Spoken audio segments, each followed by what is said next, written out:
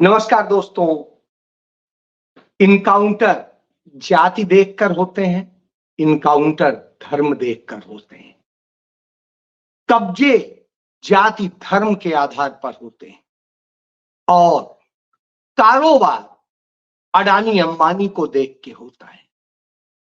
नशा मरने के लिए गरीबों को दिया जाता है, मुनाफा कमाने के लिए बड़े बड़े पूंजीपति बैठे और उन सब के लिए संरक्षक बनके पुलिस बैठती है जो ताकतवर है।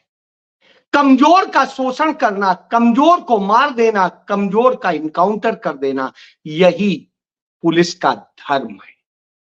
जी हां, भारतीय जनता पार्टी के मोदी राज में, योगी राज में या कहें डबल इंजन के राज में यही हो रहा है।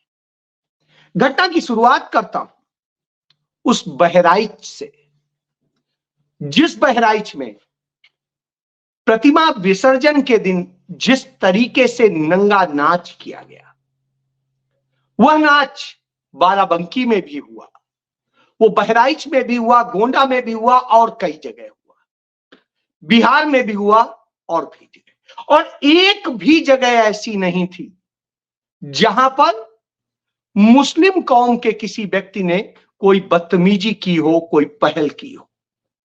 हर जगह गाली गलौज करना, गालियों वाले गाने चलाना, बड़ा तेज आवाज में डीजे बजाना और दूसरे संप्रदाय के, इस्लाम धर्म के लोगों को, उनके जो पैगंबर हैं उनको और उनके धर्म को गाली देना, यही तो हुआ है।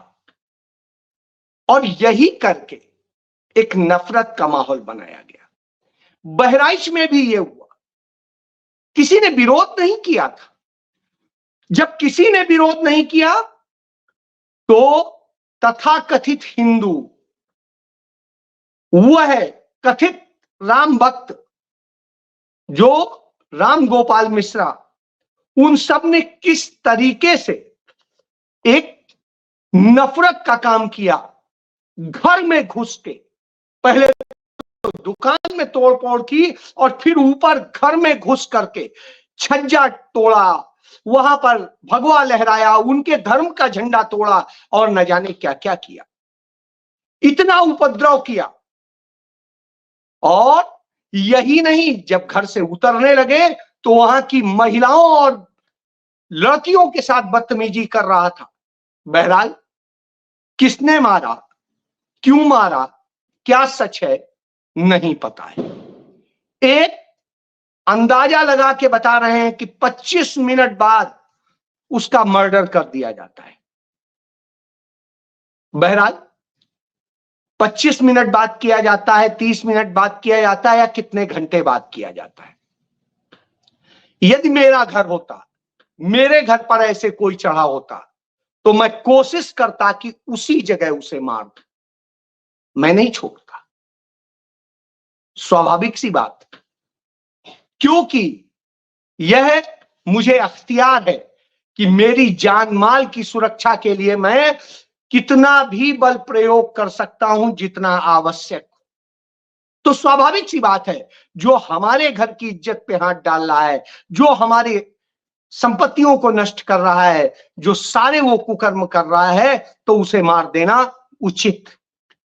वह असल में सपोला है। तो निश्चित रूप से राम गोपाल मिश्रा एक सपोला था। उसका मर जाना इस समाज के लिए एक अच्छा कदम था। बहरहाल कई लोगों को यह सही नहीं लगेगा, लेकिन मुझे लगता है कि यह सही है। अब उसके बाद में सोची समझी साजिश के तहत 20 गांव के लोगों से चुन चुनकर मुस्लिम समुदाय के घरों पे, दुकानों पे, उनके शोरूम्स पे, उनके कारखानों पे, सब जगह हमला किया गया। तमाम सारे लोग अपने बच्चों को बचा के, कैसे बचा के भागे और कुछ लोग घायल हुए, कुछ लोग काफी गंभीर रूप से घायल हुए। और इन सब के बाद में जिस तरह की स्थिति होती है उसमें तमाम लोग तबाह हो गए, और जो तबाह हो गए उनको इंसाफ देने का काम नहीं कर रही है बहराइच पुलिस। बहराइच पुलिस ने उनके खिलाफ एफआईआर दर्ज की जो खुद पीड़ित है। घटना के सबसे बड़े पीड़ित कौन है? सबसे बड़े पीड़ित वहां पर मुसलमान समुदाय के लोग हैं। वह लोग हैं जिनको किस तरीके से मारा गया है, जिस तरीके से किया गया है।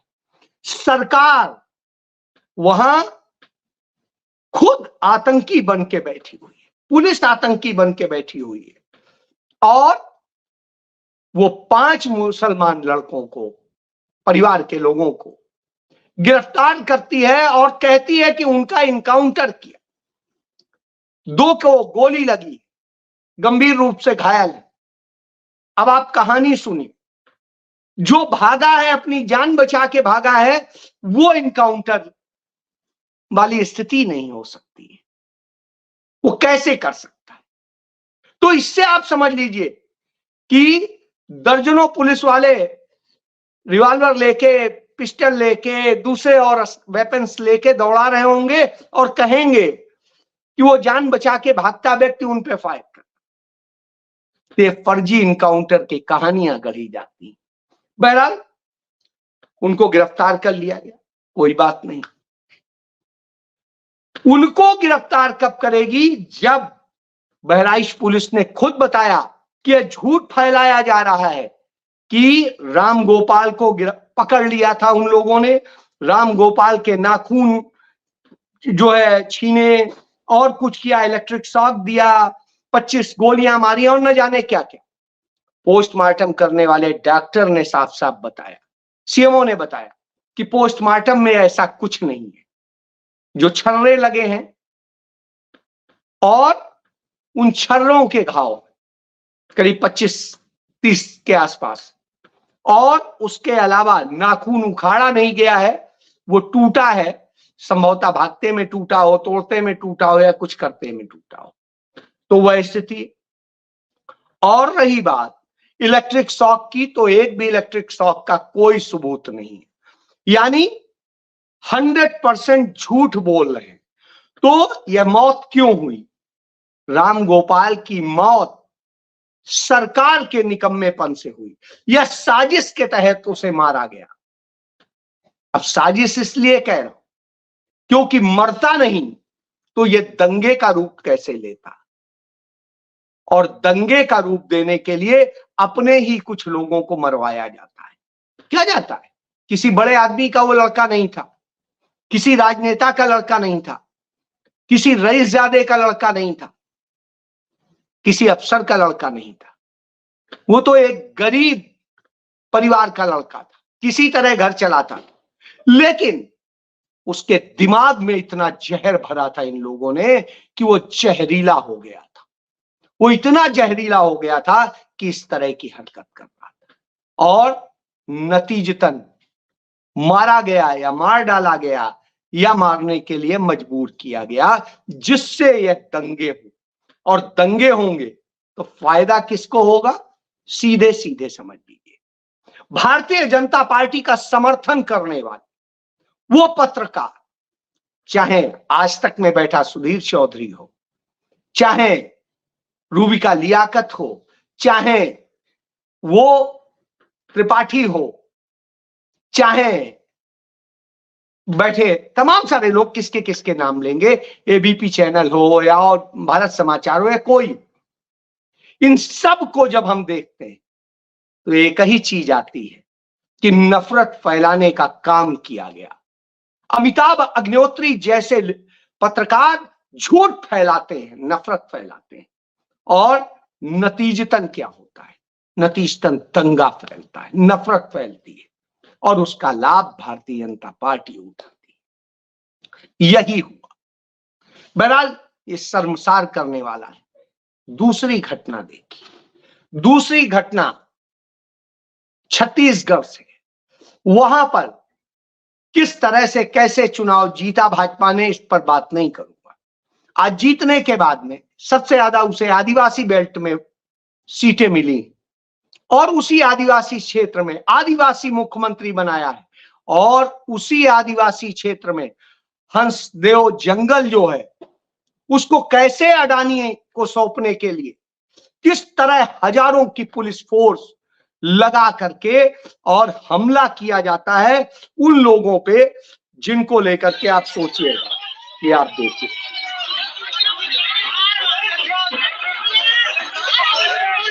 ग्रामीण विरोध में है, पुलिस लगा दी गई है चारों तरफ, उनके जंगल पर जिस तरह से कब्जा किया जा रहा है पुलिस उनको वो करने की कोशिश कर रही है। ये वो स्थितियां हैं कि जिस तरीके से कब्जा करने के लिए फर्जी ग्राम सभाएं बना करके उनकी कंसेंट बना करके और ये पूरे जंगलात दे दिए गए अडानी को। ये उनके लिए पूजनीय भी है आदिवासियों के लिए, लेकिन इस तरह का खेल होता है। क्यों? क्योंकि इस तरह से करके ही वो अडानी अंबानी को सौंपते हैं। नरेंद्र मोदी, अमित शाह जैसे गुजराती देश बेचते हैं, अडानी और अंबानी जैसे पूंजीपति देश खरीदते हैं, तो उसका खामियाजा भुगतना पड़ता है इस देश के लोगों को। ये आप देखिए जैसे गोली चल रही है, ये गोलियां चलाई जा रही हैं पुलिस द्वारा। तो इस तरह से स्थिति है। अब जब यह स्थिति हो तो आप सोचिए क्या होगा। यह करके कब्जा किया जाता है। आप नफरत के उस खेल में फंसे थे। यहां ये सब हिंदू ही है, हिंदुओं की चीजें छीनी जा रही हैं, हिंदुओं की संपत्तियां, जंगल, जल, जमीन सब कुछ छीना जा रहा है। यह है मॉडल।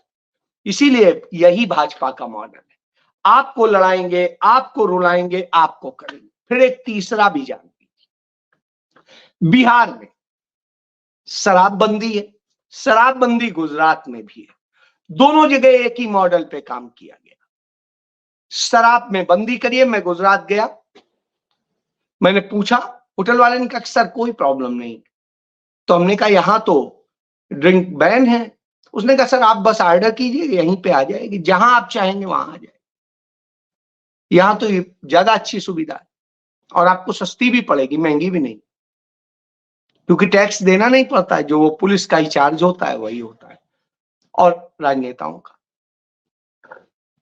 आप ये समझिए वो शराब सप्लाई करने का काम सरकारी नहीं, भाजपा का सिंडिकेट करता है, अमित शाह का सिंडिकेट करता है। और वो आपकी जगह पे, बताए हुए जगह पे आएगा छोटा लड़का और वो आपको शराब दे जाए। छोटे छोटे लड़कों का इस्तेमाल हो रहा है। यह स्थिति है। इसी तरीके से बिहार में नीतीश कुमार ने भी शराबबंदी करी।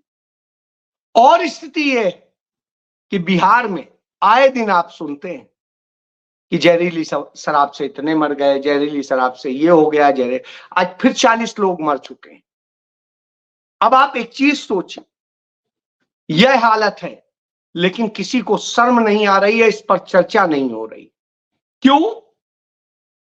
क्योंकि इस पे चर्चा क्या विषय, इससे वोट बैंक तो बनता नहीं है, मरने दीजिए। मरने वाले सारे हिंदू, जो शिकार है वो हिंदू है, लेकिन शराब सप्लाई करने वाले उसी सिंडिकेट के लोग हैं, वही लोग हैं और वही करते हैं। तो यह स्थिति है। तो मरने वाला भी वो और मुनाफा कमाएंगे ये। तो इस तरह की स्थितियां होती हैं। निश्चित रूप से चिंता करनी चाहिए। कोई घायल हो रहा है, खून से लथपथ हो रहा है, ये स्थितियां हैं। ये स्थितियां हैं आपका सब कुछ छीनने के लिए। फर्जी तरीके से हत्याएं कर दी जाती हैं। एक और छत्तीसगढ़ का ही मामला है, कचरू साहू था एक लड़का, उसकी हत्या की जाती। हत्या वहां के जो गृह मंत्री हैं उन पर आरोप है कि वो करवाते हैं। और पहले पुलिस बताती है उसने आत्महत्या कर ली। फिर बाद में जब इतना बवाल होता है, सारी चीज होती है, तो कचरू साहू की बेटी लालेश्वरी ने हिम्मत दिखाई और उसने अपने पिता के लिए लड़ाई लड़ने का फैसला किया नतीजतन जो पुलिस उसे दफना चुकी थी उसको उसने खोला और सच्चाई सामने आई। उस छोटी बच्ची ने पूरी लड़ाई लड़ी, कांग्रेस उसके साथ खड़ी हुई और पता चला उसकी हत्या की गई थी और कैसे कैसे साजिश रची गई। यह बताता है, तो यह बताता है कि किस तरीके का मॉडल चल रहा है, क्या चल रहा है और इस मॉडल का क्या होता है। मैं वो भी बता दूं कैसे लाभ दिया जाता है। छोटा सा, किसान सबसे ज्यादा पीड़ित है, लेकिन खेती की मशीनों पर जो जीएसटी है वो 12% है, लेकिन हेलीकॉप्टर पर 5% है, ट्रैक्टर पर 12% जीएसटी है, लेकिन हवाई जहाज पर 5% है, स्टेशनरी यानी जो हमारे बच्चों के पढ़ने के लिए है उस पर 18% टैक्स है, लेकिन हीरे पर 1.5% टैक्स है, घी जो देसी घी है उस पर 12% टैक्स है, लेकिन क्रूज जो है उस पर 5% है। यह बताता है कि सरकार पूंजीपतियों की सरकार है, उनको सब कुछ सौंपने के लिए हर वह काम करती है जो निंदनीय है कहीं ना कहीं। इसीलिए डॉक्टर भीमराव अंबेडकर कहते थे, किताब पकड़िए, पढ़ना सीखिए, पढ़िए। जब आप पढ़ेंगे, आपको नॉलेज होगा तो आप शिकार होने से बच जाएंगे। और इसके लिए हमें आज याद करना चाहिए जो सर सैयद अहमद खान जी को, जिन्होंने शिक्षा का बीड़ा उठाया था और मुसलमानों के बीच में यह धारणा उन्होंने तोड़ी कि अंग्रेजी की शिक्षा आपको लेनी चाहिए, और उन्होंने यह करके उनकी शिक्षा की दिशा में उन्हें बढ़ाया। आज उसकी बदौलत अलीगढ़ मुस्लिम विश्वविद्यालय खड़ा है। तमाम सारे लोगों को उससे एक शिक्षा मिलती है, हिंदू मुस्लिम सिख ईसाई सबको मिलती है। तो यह आप समझिए अनपढ़ अज्ञानता की स्थिति क्या होती है। हम पढ़े लिखे खुद को बताते हैं। छोटी सी घटना बताता हूं, नोएडा में होती है। होता यह है कि एक प्राइवेट स्कूल, बड़ा स्कूल है, उस स्कूल में एक 3 साल की बच्ची के साथ में लगातार रेप हो रहा था। 3 साल की बच्ची से वो स्कूल जाने से डर रही थी और सब कुछ था, कोई पूछने वाला नहीं। तो हमने जिन्हें शिक्षा का बड़े दुकानों में पढ़ा करके सोचा है कि हम ये कर लेंगे, वहां ये होता है। इसलिए अपने बच्चों को वास्तविक शिक्षा की दिशा में पढ़ी, कैसे उन्हें अधिक से अधिक शिक्षा दी जाए और कैसे उन्हें मजबूत किया जाए। तो इसलिए आप यदि सच जानेंगे तो यही होगा, क्योंकि आप भरोसे में बैठे रहेंगे कि जस्टिस डीवाई चंद्रचूड़ कुछ कर देगा, नहीं, वो नहीं करेगा। आज भी नागरिकता वाले विषय पर सुप्रीम कोर्ट में चर्चा होनी थी, 4-1 का फैसला हुआ है। जस्टिस पारदीवाला ने तो एक बात कही, लेकिन बाकी 4 जज एक ही चीज बोलते चले गए। तो मैं ये बता रहा हूं कि इस तरीके से होता है। इन खेल को समझने की जरूरत है, यदि आप वक्त रहते समझ जाए, नहीं तो इसी तरह शिकार होंगे। मुरादाबाद में जिस महिला का 100 मिला है, गला कटा हुआ, उसके साथ में जो जो विभत्स घटनाएं हुई हैं, आप उसकी भी तो जात पूछ लीजिए, आप उसकी जात पूछिए। आप वो रीना यदि कहीं रेहाना हुई होती तो आप कितना सिर पे उठा लेते, जो खाना बनाने में अपने पेशाब को मिलाती थी। आप कहते अरे क्या ये ऐसे हैं, पूरी कौम को गाली दे रहे होते। उधर वारंगल में वो जो आइसक्रीम वाला अपने वीर को मिला करके जो आइसक्रीम बेचता था, वो बालाजी आइसक्रीम वाला, उसको आप बात करिए।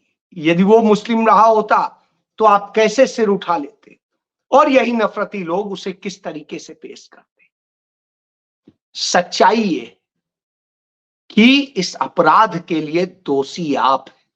आपने वह स्थिति बनाई है जिस कारण से यह हालात बन रहे हैं।